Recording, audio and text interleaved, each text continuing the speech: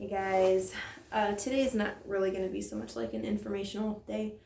Today is just kind of like I wanted to rehash all of like my reasons for doing this because I was going through Facebook the other day and one of my friends wrote a post and her post was about mom rage. Um, I don't know how many of you guys are parents, probably a lot of you, and even for the like anyone who's not a parent, I feel like it's pretty common to just the human experience in general to experience those moments where you just feel like you're completely out of control. Like maybe not all of you have, I don't know. I have. So that's something that I really wanted to talk about because sorry, it makes me emotional thinking about it because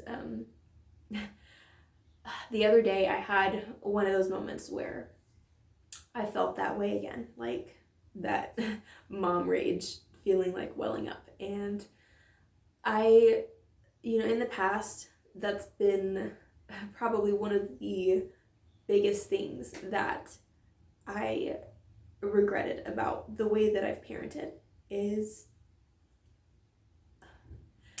my reactions to my kids, because didn't expect to cry. I'm a crybaby, just so you guys know.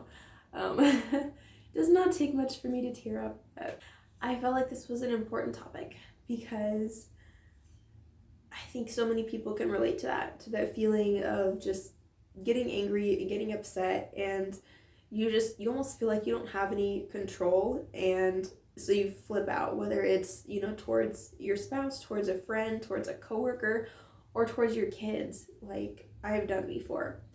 And then afterwards you look back on it and you just feel so much like guilt or shame, or like, oh, like why did I do that? Like why couldn't I just control myself? Why couldn't I just not do that? And you just feel bad about it.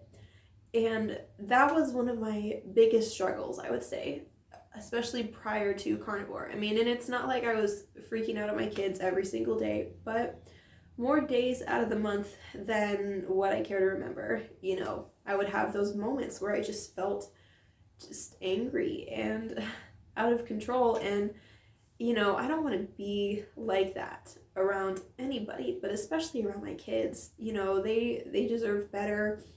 They deserve a mom who can cope, who can, manage emotions, who doesn't stress and take that out on them. It's not right, but I would end up just raising my voice at them, or even sometimes straight up yelling. And I can remember how hurtful that was to me as a kid. So this is like, it's a really roundabout relation to Carnivore, I guess, or it's actually really directly related. I don't know, however you want to look at it. But I had one of those moments the other day, and instead of acting on that, I was like, I still felt it. I want to say, like, I felt it inside. I felt like overreacting. I felt like just, punching a pillow or something, or throwing something across the room, even. Like, I don't know how else to explain, but just that massive, like, welling up of all this adrenaline and this energy. And it's like you don't know where to direct it. And so I had that the other day, but I was able to, like, calm down. I was able to, at a bare minimum, not direct it at the kids at all. Like, they saw and they could feel, I think, that I was upset, but it wasn't at them. And I think they even knew it. And, my kids, they're so sweet.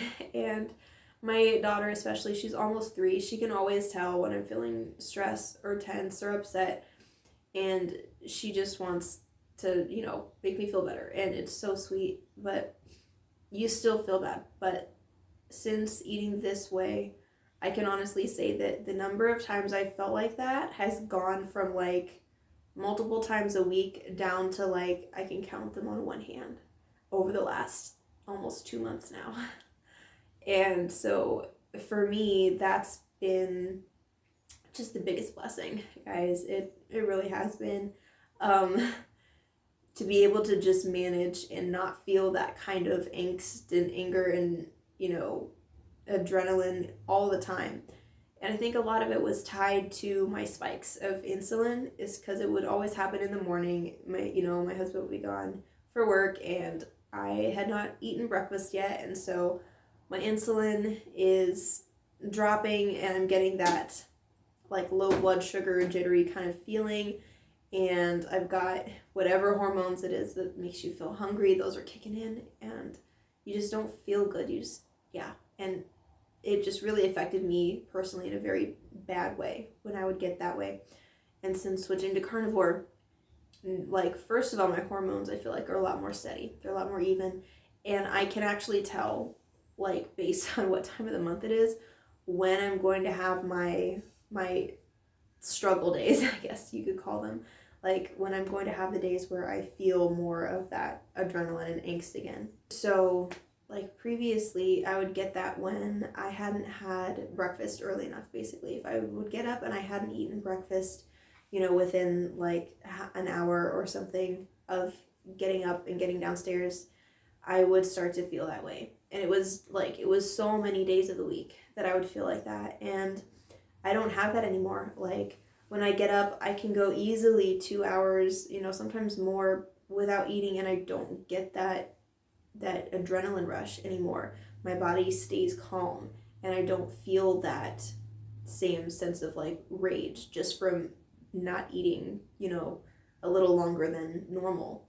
I think being fat adapted more than I was previously, I think that's helped a lot. I can manage to just get the kids fed, get the kids dressed, make sure they're all taken care of without feeling that jittery, like angry feeling. And it's been such a blessing. I feel like this video is already dragging on, but it's just, I cannot reiterate enough. And so basically, to wrap it up, I just wanted to remind you guys, focus on what your reasons are for doing this, because that's going to be what gets you through. Because I've had days where I don't feel like continuing. I get kind of discouraged, of course, like anybody, and I just want to be able to eat some of the same foods I ate before. Like I've told my husband, I want to be able to just have that bowl of pasta or whatever, even if it's just once, a week or something. And it's like, well, but that's, if it's not healthy for you though, if it's messing with you, if it's going to make it harder to reach your goals that you have for your health, to be the best version of yourself that you can be for your family, you just have to remind yourself of that, of why you're doing it. So that's kind of where my head's been the last few days. It's been more encouraging every time I can like stop and think about it and like look at my kids and remember, like, okay, that's why I'm doing this. They deserve the best version of me possible, and that's what I want to keep going for. And I'm feeling really good with where I'm at now. Like I said, I've had ups and downs, good days, not so good days.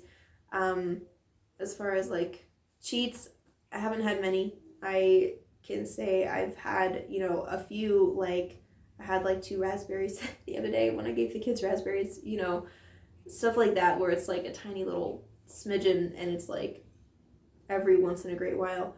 But that's been like once, in the whole nearly 2 months now. And I hope that this has been encouraging to you guys. I'm sorry my voice still sounds weird. My throat's not, like, I feel good, but my throat's not back to normal yet. My voice isn't back to normal. And then, of course, being a crybaby never helps either. But I hope this was encouraging to you guys, and just reminds you all why you're doing this, reminds you to stay the course, stay healthy, do it for you. Do it for the people around you that you care about, who want you to be healthy and happy for as long as you're on this earth. It's a really good reason to do this. It's a really good reason to stick with what you need to do for your health. And I'm going to try and keep remembering that myself, and hopefully get just better and better for my kids, my husband, and everybody else around me. But I hope you all are having a great day, and bye, friends.